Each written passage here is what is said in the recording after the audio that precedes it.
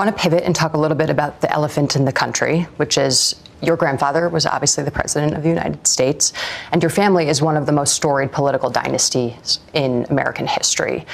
But Trump has been seemingly obsessed with dismantling your family's legacy. He's declassified previously classified Kennedy assassination records. He's paved over the Rose Garden, which your grandmother last renovated with her friend Bunny Mellon in 1961.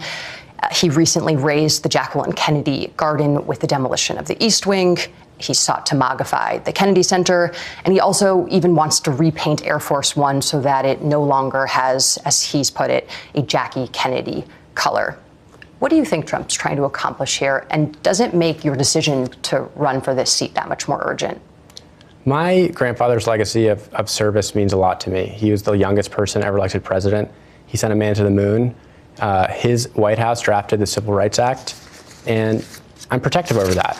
And President Trump, and it's not just my family's legacy, it's generations of Americans and New Yorkers who fought and sacrificed to build this country. And he is dismantling that legacy. He is so obsessed with the Kennedys and the Kennedy name and the Kennedy brand that he caged one and put it in his cabinet, a rabid dog in his cabinet, put a collar on my cousin RFK Jr. and has him there barking, spreading lies and spreading misinformation. You were the first member of your family to come out and criticize him publicly. What do you say to voters who now see the Kennedy name and associate it with your cousin's policies? I don't think there's anything anyone can do to change what JFK, my grandparents, my mom, my Uncle John stood for. Nobody's that powerful. But RFK Jr. is a dangerous person who has making life and death decisions as Secretary of Health and Human Services. And you don't just have to take my word for it. Now we have an actual record to go on. He has cut a quarter of the people who work in his agency.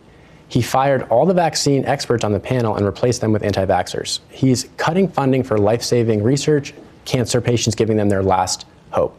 And people should know, I mean, when he's not making infomercials for Steak and Shake and Coca-Cola, he's spreading misinformation and lies that are leading to deaths around the country. There's a measles outbreak in America right now, higher than it's been in 40 years as a direct result of what he has done. Do you think your cousin is profiting off of his position in the Trump administration? This brings us back to the corruption crisis that we're in. I don't think it takes a genius to know that the Trump administration is the most corrupt in American history. And I don't know who's paying him, but I know that what he's saying isn't making anybody healthier or safer, and that the American people should know when he barks who's actually talking.